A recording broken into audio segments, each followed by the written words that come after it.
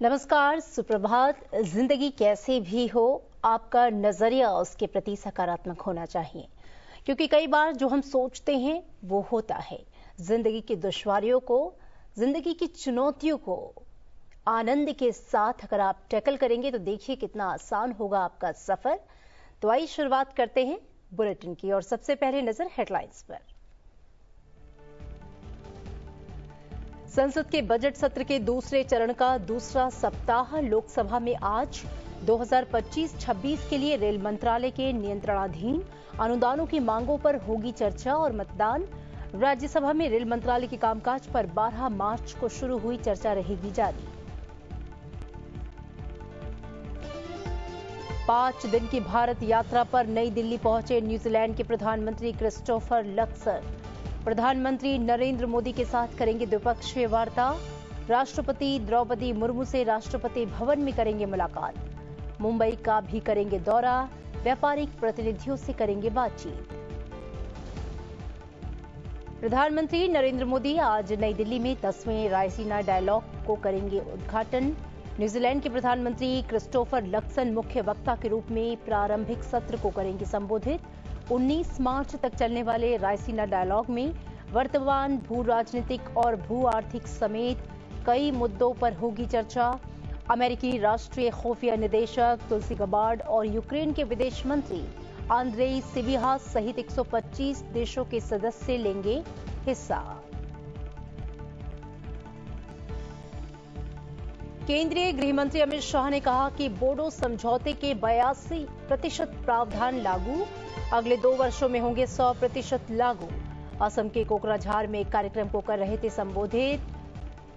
कहा केंद्र ने 35 लाख की आबादी वाले बोडोलैंड के विकास के लिए 1500 करोड़ रुपए दिए। प्रधानमंत्री नरेंद्र मोदी ने लेक्स फ्रिडमैन के साथ लगभग 3 घंटे के पॉडकास्ट साक्षात्कार में अपने अनुभवों को किया साझा। हिमालय में बिताए गए समय समेत अपने निजी जीवन और सार्वजनिक जीवन समेत कई अन्य मुद्दों पर की चर्चा।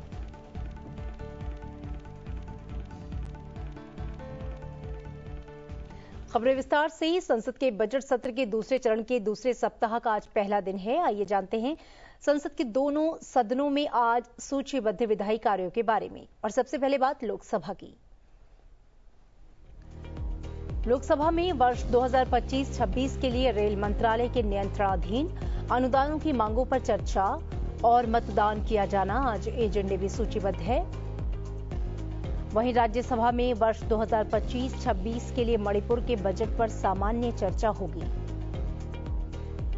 वित्त मंत्री निर्मला सीतारमण विनियोग विधेयक 2025, विनियोग संख्यांक विधेयक 2025, मणिपुर विनियोग लेखानुदान विधेयक 2025 और मणिपुर विनियोग विधेयक 2025 को विचार और लौटाए जाने के लिए प्रस्ताव करेंगी।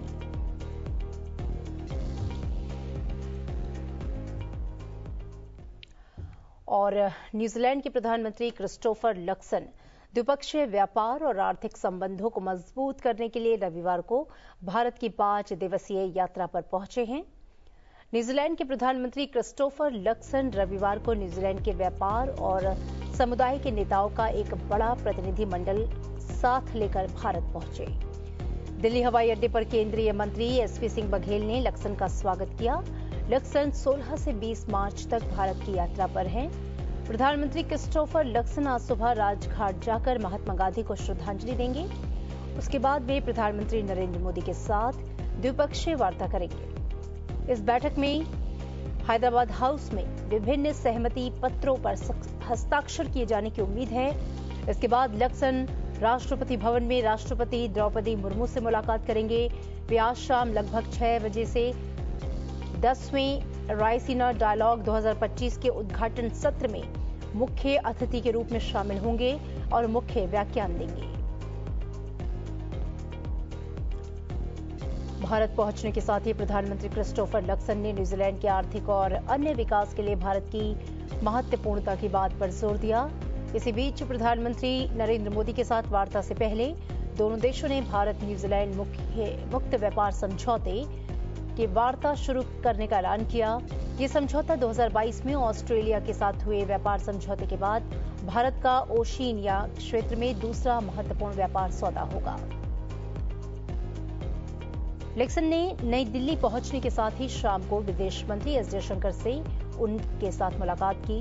अपनी मुलाकात के बाद उन्होंने एक्स पर लिखा कि वो लक्सन की भारत के साथ रिश्ते और साझेदारी को और मजबूत करने की प्रतिबद्धता की सराहना करते हैं। जयशंकर ने यह भी कहा कि वे लक्सन की रायसीना डायलॉग 2025 में मुख्य अतिथि के रूप में भागीदारी का इंतजार कर रहे हैं।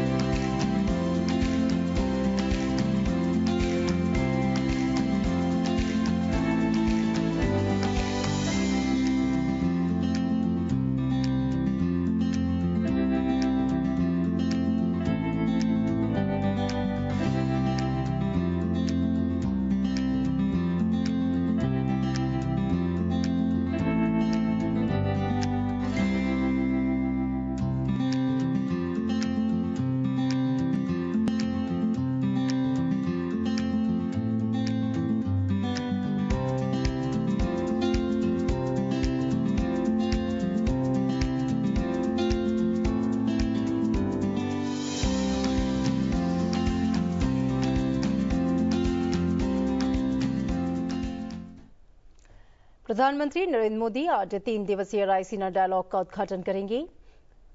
ये भू राजनीतिक और भू अर्थशास्त्र पर भारत का प्रमुख सम्मेलन है, जिसमें 125 देशों के प्रतिनिधि शामिल होंगे। न्यूजीलैंड के प्रधानमंत्री क्रिस्टोफर लक्सन, अमेरिकी राष्ट्रीय खुफिया निदेशक तुलसी गबार्ड और यूक्रेन के विदेश मंत्री आंद्रे सिबिहा इस सम्मेलन के 10वें संस्करण में भाग लेने वालों में शामिल हैं। सम्मेलन का आयोजन विचारक संस्था ऑब्जर्वर रिसर्च फाउंडेशन द्वारा विदेश मंत्रालय के साथ साझेदारी में किया जा रहा है। इस सम्मेलन के लगभग 125 देशों के प्रतिनिधि हिस्सा ले रहे हैं, जिनमें मंत्री, पूर्व राष्ट्राध्यक्ष, सैन्य कमांडर, उद्योग जगत की प्रमुख हस्तियां, प्रौद्योगिकी क्षेत्र के दिग्गज, शिक्षाविद, पत्रकार, सामरिक मामलों के विद्वान और प्रमुख विचारक संस्थाओं के विशेषज्ञ शामिल होंगे।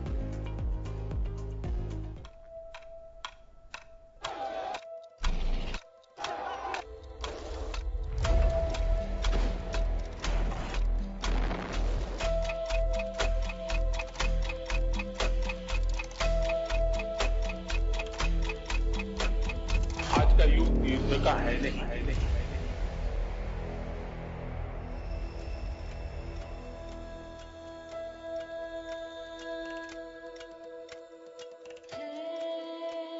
अगर आप प्रॉस्पेरिटी के साथ पीस चाहते हैं तो भारत में The golden age of America begins right now. We feel very strongly that AI must remain free from ideological bias, and that American AI will not be co-opted into a tool for authoritarian censorship.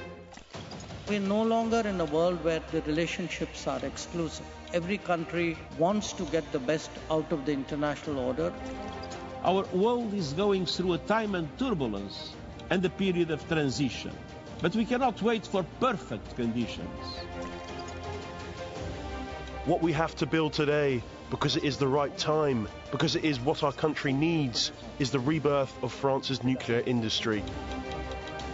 I am going to lecture you on climate change because we have kept this forest alive that stores 19.5 gigatons of carbon that you enjoy, that you don't pay us for, that you don't see a value in. This is the beginning of a new industrial revolution, and this industrial revolution is about the production not of energy, not of food, but the production of intelligence. We will measure our success not only by the battles we win, but also by the wars that we end, and perhaps most importantly, the wars we never get into. Bharat neutral नहीं है, भारत का अपना पक्ष है, और भारत का पक्ष है शांति. The first trip of my new commission will be to India. We want to upgrade the strategic partnership with the largest democracy in the world. वसुधैव कुटुंबकम, one earth, one family, one future. United kingdom के London स्थित central banking की ओर से digital transformation award 2025 के लिए RBI को चुने जाने पर प्रधानमंत्री नरेंद्र मोदी ने रविवार को भारतीय रिजर्व बैंक को बधाई दी. पीएम मोदी ने सोशल मीडिया प्लेटफॉर्म एक्स पर आरबीआई की पोस्ट को कोट करते हुए लिखा, ये सराहनीय उपलब्धि है जो शासन में इनोवेशन और दक्षता को दिखाती है. उन्होंने आगे लिखा कि डिजिटल इनोवेशन भारत के डिजिटल इकोसिस्टम को मजबूत बना रहा है, जिससे बड़ी संख्या में लोगों का जीवन सशक्त हो रहा है. केंद्रीय गृह मंत्री अमित शाह इस समय नॉर्थ ईस्ट के दौरे पर हैं. रविवार को वो असम के कोकराझार में ऑल बोडो स्टूडेंट्स यूनियन के 57वें वार्षिक सम्मेलन में शामिल हुए. इस दौरान उन्होंने युवाओं को संबोधित करते हुए कहा कि केंद्र सरकार ने 35 लाख की आबादी वाले बोडोलैंड के विकास के लिए 1500 करोड़ रुपए दिए हैं. गृह मंत्री ने कहा कि आज असम सरकार और केंद्र ने बोडो समझौतों की लगभग 82% शर्तों को मान लिया है और लागू किया है. केंद्रीय गृह मंत्री ने आश्वासन दिया है कि केंद्र सरकार क्षेत्र में शांति स्थापित करने के लिए समझौते की 100% शर्तों को लागू करेगी. इसके बाद बीटीआर क्षेत्र में लंबे समय तक शांति बनी रहेगी. उन्होंने बताया कि समझौते के प्रावधानों के तहत 1 अप्रैल 2022 को पूरे बोडोलैंड क्षेत्र में सशस्त्र बल अधिनियम को हटा दिया जाएगा. मुझे याद है 27 जनवरी 2020 को जब बीटीआर शांति समझौते पर हस्ताक्षर हुए, एक कांग्रेस पार्टी मेरा मजाक उड़ाती थी. ये बोडोलैंड में शांति नहीं होगी और ये समझौता मजाक हो जाएगा. भाइयों बहनों, आज समझौते की 82% शर्तों को आसाम सरकार और दिल्ली सरकार ने समाप्त कर दिया है, समाप्त कर दिया. और मैं आज आपको बताकर जाता हूं कि अगले 2 साल में समझौते का 100% क्रियान्वयन नरेंद्र मोदी जी के नेतृत्व में भारत सरकार कर देगी. और इसके बाद बीटीआर के क्षेत्र में बहुत चिरकालीन शांति होगी. आज जो शांति, विकास और उत्साह दिखाई पड़ता है, उसमें आपसू का बहुत बड़ी भूमिका है. आपसू अगर भूमिका न निभाता तो बोडो एकॉर्ड हो ही नहीं सकता था और बोडोलैंड में शांति नहीं हो सकती थी. इसलिए मैं सभी आपसू के पदाधिकारियों का धन्यवाद करता हूं. रविवार को केंद्रीय मंत्री अमित शाह ने पूर्वोत्तर राज्यों में अपराध से जुड़े 3 नए कानूनों को लेकर हुई बैठक में शामिल हुए. केंद्रीय गृह मंत्री शाह ने पूर्वोत्तर राज्यों में पुलिस, जेल, अदालतों, अभियोजन और फॉरेंसिक से संबंधित विभिन्न नए प्रावधानों के कार्यान्वयन और वर्तमान स्थिति का जायजा लिया। उन्होंने पूर्वोत्तर राज्यों में 3 नए आपराधिक कानूनों के कार्यान्वयन की स्थिति की समीक्षा की और पुलिस बलों को नागरिकों के अधिकारों की सुरक्षा पर अधिक ध्यान केंद्रित करने का निर्देश दिया। केंद्रीय मंत्री ने इस बैठक में असम के क्रिमिनल जांच विभाग द्वारा तैयार की गई एक नई किताब new criminal laws standard operating procedure and rules का विमोचन किया। इस किताब में पुलिस, जेल, कोर्ट अभियोजन और फॉरेंसिक से संबंधित नए प्रावधानों के कार्यान्वयन की जानकारी दी गई है। बैठक के दौरान गृह मंत्री ने पूर्वोत्तर राज्यों में इन नए कानूनों की स्थिति और उनके इम्प्लीमेंटेशन की समीक्षा की।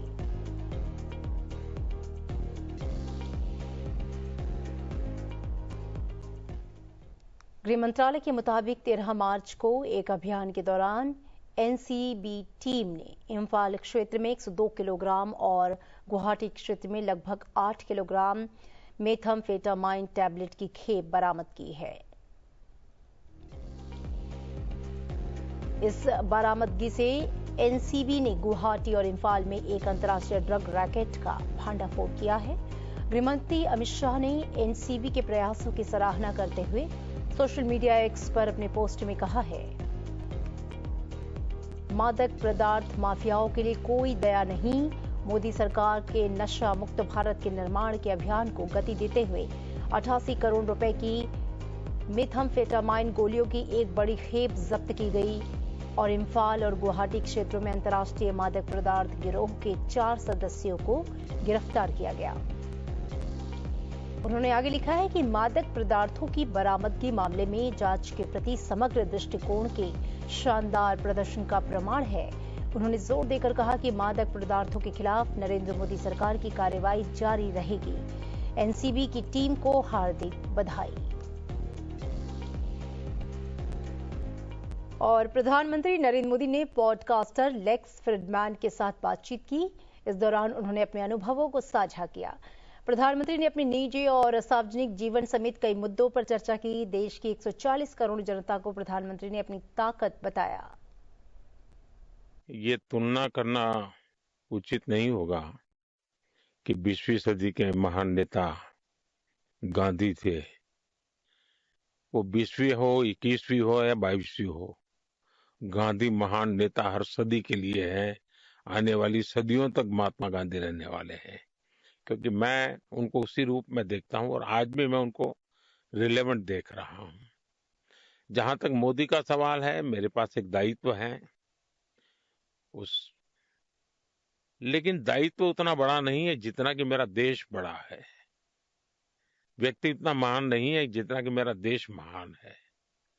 और मेरी जो ताकत है वो मोदी नहीं है।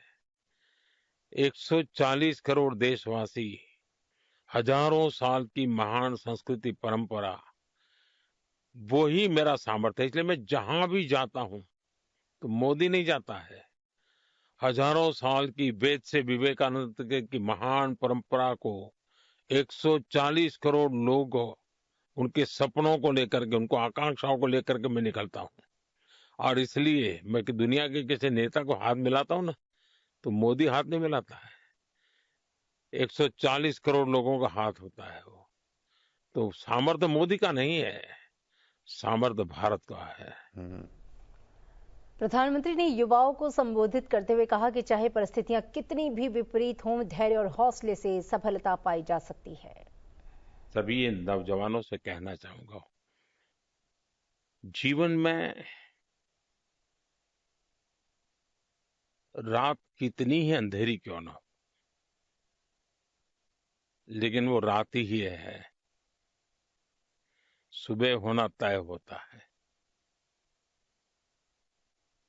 और इसलिए हमारे में वो पेशेंस चाहिए, आत्मविश्वास चाहिए। है ये हालत है, और मैं हालत के कारण नहीं हूं। ईश्वर ने मुझे किसी काम के लिए भेजा है, ये भाव होना चाहिए। और मैं अकेला नहीं हूं, जिसने मुझे भेजा है वो मेरे साथ है, ये एक अटूट विश्वास होना चाहिए। कठिनाइयां भी कसौटी के लिए हैं, कठिनाइयां मुझे विफल करने के लिए नहीं है। मुसीबतें मुझे मजबूत बनाने के लिए हैं। मुसीबतें मुझे हताश निराश करने के लिए नहीं है।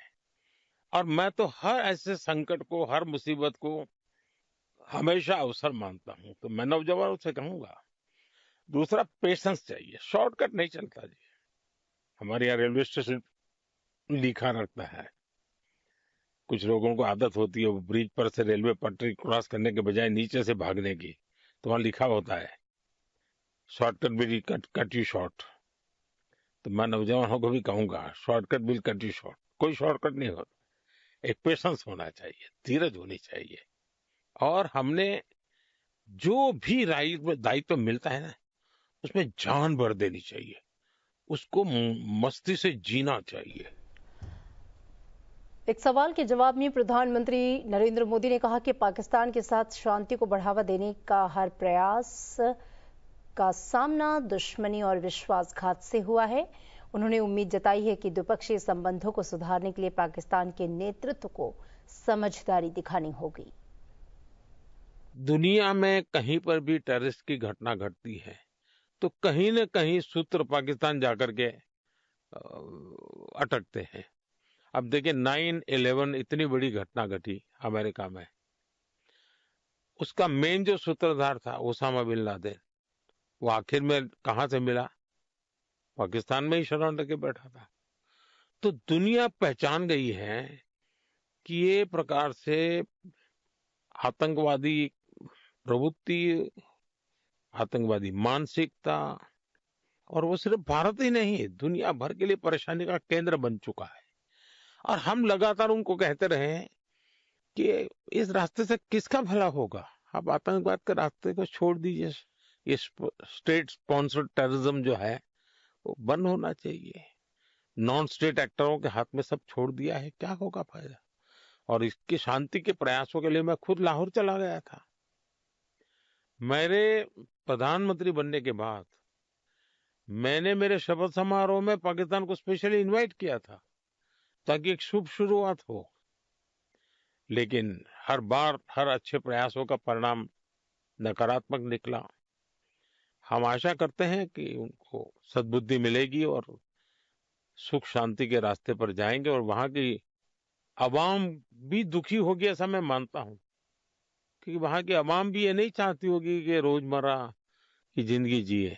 इस प्रकार के मारधाड़, लोही लुहान कट कर बच्चे मर रहे हैं, जो टेररिस्ट बन करके आते हैं, उनकी जिंदगी तबाह हो जाती है। प्रधानमंत्री ने भारत की सांस्कृतिक विविधताओं की भी चर्चा की। उन्होंने राष्ट्रीय स्वयंसेवक संघ और वामपंथी विचारधारा के अंतर को भी स्पष्ट किया। देखिए, एक भारत एक सांस्कृतिक पहचान है, एक सांस्कृतिक हजारों साल पुराना सिविलाइजेशन है। भारत की विशालता देखिए, 100 से ज्यादा लैंग्वेजेस, हजारों बोलियां। आप भारत में कुछ मील पर जाएंगे, हमारे यहाँ कहते हैं 20 मील पर जाने पर बोली बदल जाती है, कस्टम बदल जाते हैं, कुजिन बदल जाता है, पहनाव बदल जाता है। दक्षिण से लेकर उत्तर भारत तक आप सारे देश में विविधताएं दिखेगी। लेकिन जब थोड़ा और गहरा जाएंगे तो आपको एक तंतु मिलेगा। जैसे मैं कहूँ, हमारे यहाँ भगवान राम की चर्चा हर मुंह से सुनने को मिलेगी, राम का नाम हर जगह पर सुनने को मिलेगा। लेकिन अब आप देखेंगे, तमिलनाडु से शुरू करेंगे, जम्मू कश्मीर तक जाएंगे, आपको कोई न कोई व्यक्ति मिलेंगे जिनके नाम में कहीं न कहीं राम होगा। गुजरात में जाएंगे तो राम भाई कहेगा, तमिलनाडु में जाएंगे तो रामचंद्र कहेगा, महाराष्ट्र में जाएंगे तो राम भाऊ कहेगा। तो यानी ये विशेषता भारत को संस्कृति से बांध रहेगा। अब जैसे आप स्नान भी करते हैं हमारे देश में, तो क्या करते हैं, स्नान तो वो बाल्टी वाले पानी से लेते हैं, लेकिन गंगे चाहे यमुने चाहे वह गोदावरी सरस्वती, यानी भारत के हर कोने की नदियों का स्मरण करके मैं उस नर्मदे सिंधु कावेरी जलेस्मिन् सन्निधिं कुरु, सभी नदियों के पानी से मैं स्नान कर रहा हूँ पूरे देश का। हमारे यहाँ संकल्प की एक परंपरा होती है, कोई भी काम करे, पूजा हो तो संकल्प है, और आप संकल्प को बड़ा हिस्ट्री लिखी जा सकती है, यानी किस प्रकार से डेटा कलेक्शन मेरे देश में होता था, शास्त्र कैसे काम करते थे, बड़ा यूनिक वे था। कोई संकल्प लेता है या पूजा करता है या मानो शादी हो रही है तो पूरे पहले ब्रह्मांड से शुरू कर दे, जम्बू द्वीपे, भरतखंडे, आर्यवर्त से शुरू करते करते करते गांव तक आएंगे, फिर उस परिवार तक आएंगे, फिर उस परिवार के जो देवता होंगे उसका स्मरण करेंगे। यानी ये भारत में और आज भी हिंदुस्तान के हर कोने में हो रहा है ये। लेकिन दुर्भाग्य वेस्टर्न मॉडल क्या रहा, दुनिया के और मॉडल क्या रहा कि वो शासकीय व्यवस्था के आधार पर ढूंढने लगे। भारत में शासकीय व्यवस्थाएं भी कई प्रकार की रही, कई बिखरी हुई कई टुकड़ों में दिखाई देगी, राजा महाराजाओं की संख्या दिखाई देगी, लेकिन भारत की एकता इन सांस्कृतिक बंधनों से हमारे यहाँ तीर्थ यात्रा की परंपरा रही, 4 धाम की शंकराचार्य ने स्थापना की। आज भी लाखों लोग एक स्थान से दूसरे जगह तीर्थ यात्रा करेंगे। हमारे यहाँ काशी में लोग आएंगे, रामेश्वर का पानी काशी, काशी का पानी रामेश्वरम करने वाले अनेक प्रकार के लोग आपको मिलेंगे। यानी एक प्रकार से हमारे पंचांग भी देखोगे तो आपको देश में इतनी चीजें मिलेगी जिसकी आप कल्पना नहीं कर सकते। लेफ्टिस्ट लोगों ने मजदूरों की मूवमेंटों को बड़ा बल दिया। लेबर मूवमेंट जो लगे हैं उनका नारा क्या होता है, workers of the world unite, दुनिया के मजदूरों एक हो जाओ, फिर देख लेंगे, ये भाव होता है। ये मजदूर संघ वाले क्या कहते हैं, जो आरएसएस की शाखा से निकले हुए स्वयं मजदूर संघ चलाते हैं, वो कहते हैं वर्कर्स यूनाइट द वर्ल्ड। वो कहते हैं workers of the world unite, ये कहते हैं workers unite the world. Unite the world, ये कितना बड़ा वाक्य, 2 शब्दों में इधर उधर है, लेकिन कितना बड़ा वैचारिक बदलाव है। ये संघ की शाखा से निकले हुए लोग अपनी रुचि प्रकृति प्रवृत्ति के अनुसार जब काम करते हैं तो इस प्रकार के गतिविधियों को बल देते हैं। और जब इन कामों को देखेंगे तब आपको 100 साल में राष्ट्रीय स्वयंसेवक संघ ने भारत के सारे चकाचौंध दुनिया से दूर रहते हुए एक साधक की तरह समर्पित भाव से, तो मेरा ये सौभाग्य रहा कि ऐसे पवित्र संगठन से मुझे संस्कार मिले जीवन के, लाइफ ऑफ पर्पज में जो मिला। आइजोल में मिजोरम की वंडर किड एस्थर लालदुहमी हेमांते को वंदे मातरम गाते सुनकर गृहमंत्री अमित शाह दिल से प्रभावित हुए। 7 साल की इस बच्ची का भारत माता के प्रति प्रेम उसके गीत में छलकता था, जिसे सुनना एक मंत्रमुग्ध कर देने वाला अनुभव था। गृहमंत्री अमित शाह ने उसे एक गिटार उपहार में दिया और उसके शानदार भविष्य के लिए आशीर्वाद दिया। चलते चलते आपको भी दिखाते हैं इस शानदार गीत की प्रस्तुति।